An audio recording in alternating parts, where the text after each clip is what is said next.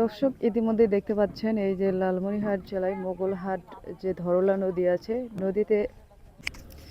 আসসালামু আলাইকুম, কেমন আছেন সবাই? আশা করি সবাই ভালো আছেন। আজকে দেখেন কোথায় ঘুরতে আসছি, এটা হলো লালমনিরহাট জেলার শাখাওয়া মনে হয়। এই যে এটা হচ্ছে কি এটা সুইচ গেট দেখতে পাচ্ছেন, অনেক পানি হয়েছে, অনেক স্রোত করছে, বর্ষাকাল তো এই জন্য চতুর্দিকে পানি জমতেছে। দেখেন দেখতে পাচ্ছি অনেকে এখানে দেখতেও এসেছে পানি দেখে। আজকে ঘুরতে ঘুরতে কোথায় যাওয়া যায় চলুন আপনাদের সঙ্গে সবার সঙ্গে শেয়ার করব কোথায় যাই। আজকে ভাবছি সুন্দর একটা ইন্টারভিউ নিব, যদি রাস্তার মধ্যে কাউকে পাই সুন্দর সুন্দর কিছু ভিডিও নিব।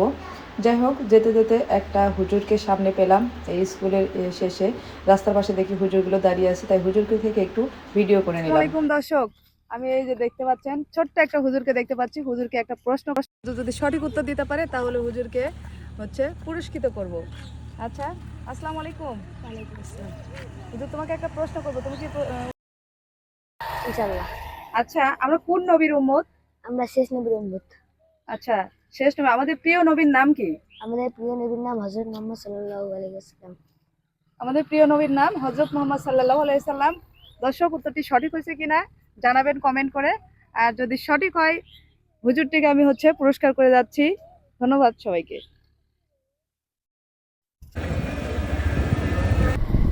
এদিকে এত সুন্দর সুন্দর আঁকা বাঁকা রাস্তা, এত সুন্দর সুন্দর পরিবেশ,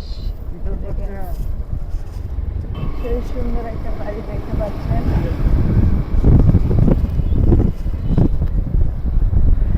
এই যে মাস্টার মশাই নতুন হেলমেট কিনেছে।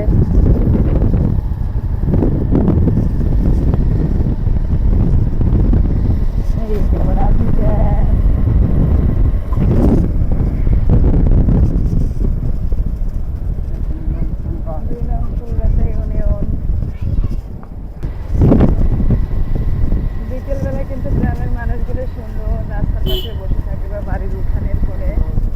এই যে দেখেন সুন্দর রাস্তা।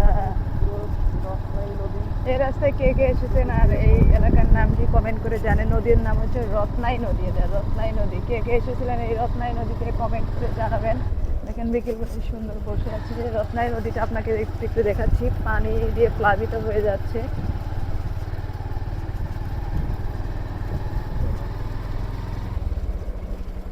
যে রত্নাই নদী পার হয়ে চলে আসলাম, কিছু লোকজন।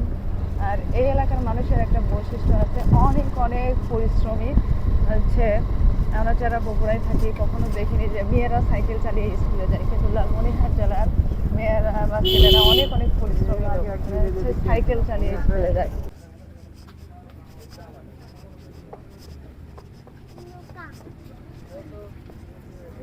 অন করছো? এদিক কথা বলবো, আসো।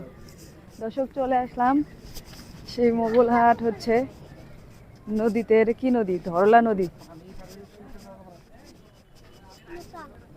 দেখুন অনেক স্রোত করছে, সেই স্রোত একদিনে পানি বৃদ্ধি পেয়ে গেছে।